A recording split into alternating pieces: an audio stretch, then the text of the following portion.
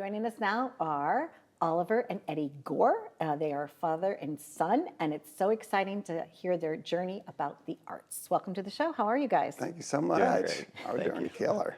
We met yesterday, Yes, right? we did. On the ball field, right? And softball has something to do, Eddie, with your own personal journey and how it got you into the music industry, because your dad was a ball player. He sure was. He was out of University of Houston, got drafted pro, and he wound up deciding to go serve military and officer training and learn work. We lived all over the world, and we wound up in Nashville. We were Catholic. My daddy wound up joining Knights of Columbus, and he was the one ball player that when they had the softball team that could hit the ball into the river. Okay. And so back in the day, Polygram, RCA, CBS, all the record labels had their promo guys had softball teams, and they all wanted my dad on the team, pack up the Fiat with a bunch of vinyl records, and we'll like bribe him to get on the team. And I grew up with all that music. Beautiful. So here you were. I heard that you had a little keyboard or a little piano in your home. Mm-hmm. Oh, and, and by listening to these records is how you learned how to play. Absolutely. Yes, Okay. started taking piano lessons. And Absolutely. compose. Now, Oliver, I know you're artistic and your background's in photography. Are Right. you also able to play an instrument? Or You know, he taught me a few songs when I was younger, but my brother, he really got the genes from him when it comes to the keyboard and the piano. Gotcha. And I just want to shine a light on you too, Eddie, because this year you were Grammy-nominated for something. How about that? How about that? How about that? I went to the Grammys for the first time because I told you my daughter Elise is a sculptor and an artist. heck And yeah. so I got to go, and it was just unbelievable. Nothing like it.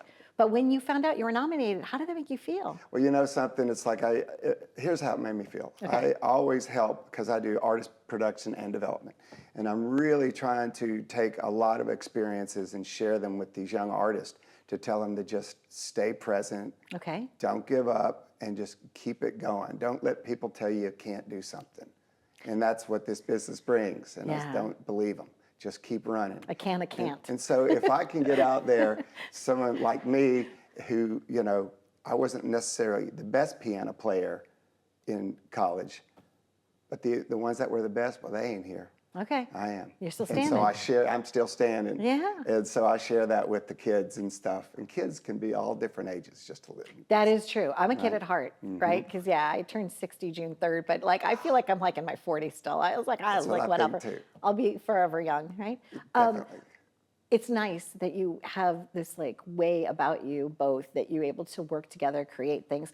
One of your clients is Glory, who played softball with me, right? So let's talk about that, because you took some photos in the studio of her. And what studio are you working out of right now? She recorded down in Nashville, Historic right? RCA Studio in Nashville. It's kind of nice. Been there 11 years. Crazy. It is But kinda yeah, I nice. was invited, and it was like a really nice thing to be invited by Aubrey Preston, who saved the building, and it was something else for sure. I went down there on a tour with my girlfriend, my friend Donna Drake, and what's so great about why they should people should just go and check it out is that the lights in the ceiling, the 4 different types of lights that Elvis, if he was doing gospel, it was one light, right? Yeah, right? And they're still there. They're still in the ceiling. I think it's cool. That is really cool. Oh Right? yeah, if those lights could talk. If those lights could talk. But you're recording out of that studio, right? We're doing artist development. Okay. Mainly work with, like, Nashville is the capital of songwriters and songs. Yes. Okay. And we have a lot of artists that come all over that are really wanting to get a piece and understand what Nashville's all about. And so they know me as an artist developer who I basically help find their voice in the industry. And I work with so many different pop to classical, country. And they're like, well, how can you do that? And at the end of the day, if you break all the production down, the guitars, the symphonies, whatever, there's a song. Got and it. we start right there, and we start building it back around and wrapping it around you like a big woolly blanket. Like a big woolly blanket. So Oliver, when Glory came to work with your dad, you went and took some photos of them. Sure. And, So a lot of times when I come to Nashville, whether it's for work or on vacation, I go to the studio just because it's so fun anyway, and I always bring my camera with me because you never know who he has in his studio. And luckily I got to meet Glory during that trip, and I took some photos of her while she was in the studio. And she has 4 new songs coming out. She's amazing. She is amazing. We've got 4 sides down on her. Great. And it took, it's finding her voice, same thing. where she wanted to go, and that takes time and just takes a little care of all the different types of wonderful songs and singers out there. Is like really finding away from opera in a sense, but not eschewing it. It's like, because that's part of her, but finding out this other lane that's like we're just trying to develop it. And it's just a process, but it's a fun process. Hard sometimes, but it's learning, and I think it's one of the most fun things I love to do. And then you get folks like this that are around to be able to help document what's going on. Yes. Super important. To tell the whole complete story. I'm excited for her. She's a lovely person. She wasn't able to join us today, so I'm glad that we're here. We've got some photos of her, Yes. and we're telling her story, and we're celebrating her. You've also got to work with some big names, obviously, because you've been in the business for a little while, right? Been working with a gentleman named Steve Cropper for like over 30 years. He wrote Sitting on the Dock of the Bay and Knock on Wood, Play It, Steve, you know, and the Blues Brothers. Steve Cropper, as a mentor, I've noticed he's the biggest giver in the world. He is still, as we talk right now, probably working with this girl, Anna, who's a 20-year-old incredible singer, and he's helping write with her. He loves the kids, and maybe I got a lot of that from me, because he likes developing them, finding out some things that they don't necessarily know that really makes them tick, and he just can give, you know, and he gives it musically so much that without so overtly saying. That's another thing. It's like you can teach without talking a lot of times, and he's brilliant at that. So I've kind of maybe studied a little from him, but he's one of my biggest supporters and fans, and you know, vice versa. And he adores Oliver too. He gets That's him out nice. golfing all the time. Now, there's one thing too when you're writing songs, and you know, there's one thing about the lyrics. There's also the other thing about the notes. And Nashville has like a numbering system. Can you explain the difference between writing a chart that has the notes and numbers? It's a genius little system. It is a genius system because it makes me feel like I could do it. Well, in a you way, could. right? Okay. And I'll teach you. Okay, good. Another show. So, so Oliver. I've got that on tape now, Eddie. So Oliver Right. and you may Right. decide you love a song. Okay. Okay. And let's just pick out a happy birthday song. Okay. That y'all both want to sing. Well, I believe that your version may be a little higher in register than his. Okay. But I've got the same guys on the floor, 5 musicians that are going to play your music.